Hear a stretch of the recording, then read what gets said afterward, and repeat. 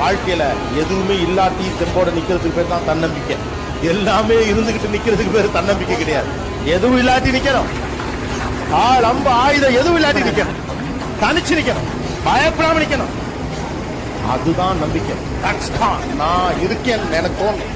இவ்வளோ பேர் எனக்கு இருக்காங்க, அதெல்லாம் வேண்டியே வேண்டாம்.